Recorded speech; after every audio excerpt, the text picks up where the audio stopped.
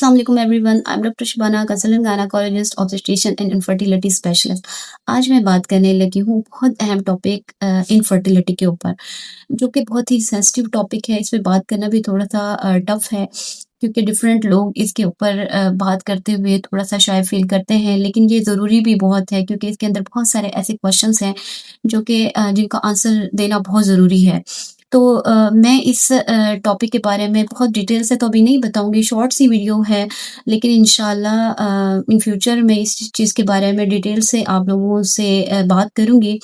तो आज हम बात कर लेते हैं कुछ ऐसे इम्पोर्टेंट फैक्टर्स के ऊपर जिनसे एक लेमैन भी एक अंदाज़ा लगा सकता है और किसी को एडवाइस दे सकता है कि कब इस मसले को इन्वेस्टिगेट होने की ज़रूरत है और कब नहीं होने की ज़रूरत।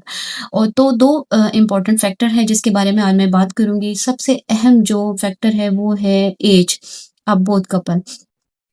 उसके अंदर भी जो सबसे इम्पोर्टेंट है वो है फीमेल पार्टनर की एज।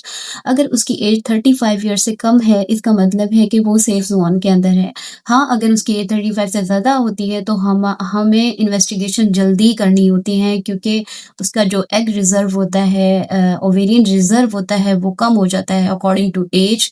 इसके अलावा मेल पार्टनर की एज भी इम्पोर्टेंट है। अगर वो 40 ईयर से ज़्यादा हो, इसका मतलब है कि something will affect in conceiving.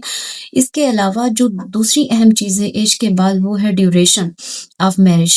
अब शादी कितना अरसा हुई है, इसके अलावा वो साथ कितने अरसे से रह रहे हैं।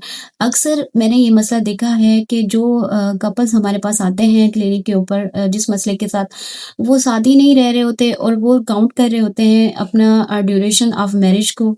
असल में ड्यूरेशन ऑफ मैरिज इतना नहीं मैटर करता। Duration of living together 2 year से ज़्यादा हो गया है, इसका मतलब है अब इसे ट्रीटमेंट की ज़रूरत है और इसे हम सब फर्टिलिटी या इनफर्टिलिटी लेबल कर देते हैं।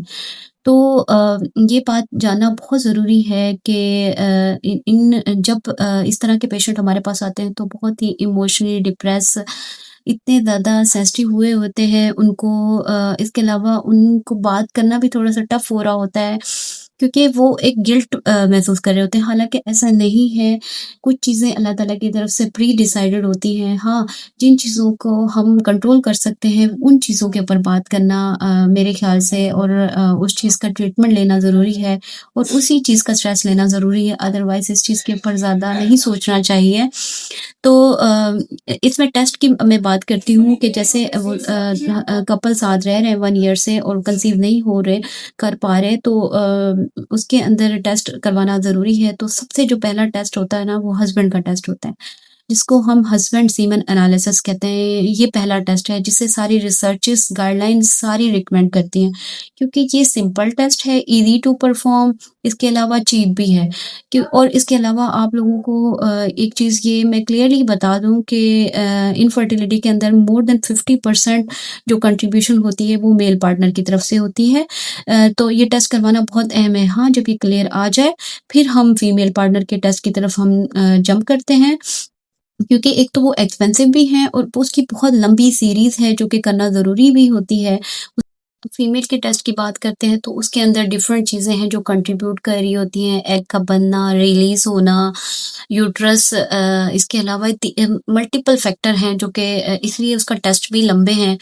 तो सबसे पहला टेस्ट जो हम करते हैं, सिंपल एक अल्ट्रासाउंड करते हैं जिसके ऊपर देख लेते हैं कि इसका यूट्राइन एब्नॉर्मेलिटी, मतलब यूट्रस या बच्चेदानी का मसला तो नहीं है।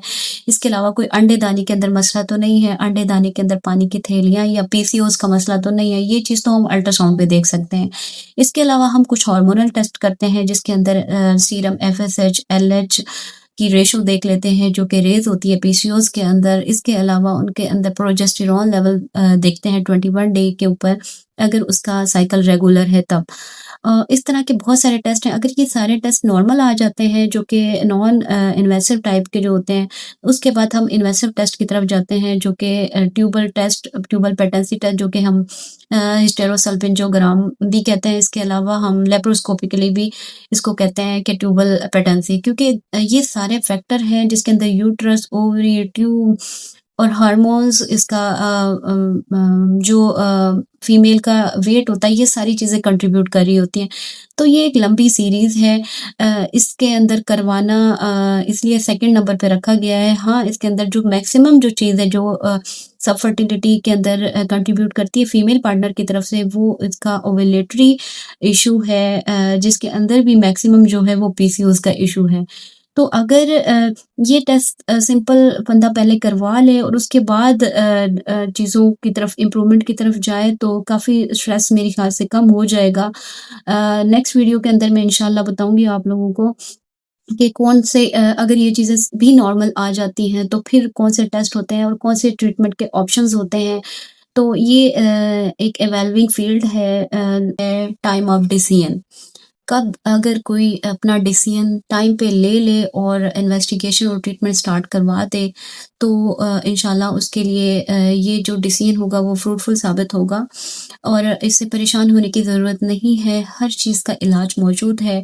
आप को अगर चीज़ें नहीं समझ आ रही तो आप अपने गायनेकोलॉजिस्ट से कॉन्टैक्ट करें और उनसे अपने मसले के बारे में बात करें और उसके बारे में ट्रीटमेंट लें और अपने पार्टनर को दोनों तरफ से फीमेल मेल दोनों को एक दूसरे को सपोर्ट करना चाहिए इस मसले, क्योंकि ये दोनों का ही पर्सनल इशू होता है। इस चीज़ को ट्रीट करना भी बहुत ज़रूरी होता है और इंशाल्लाह नेक्स्ट वीडियो में हम इसके ऊपर फर्दर डिटेल से बात करेंगे। तब तक अल्लाह।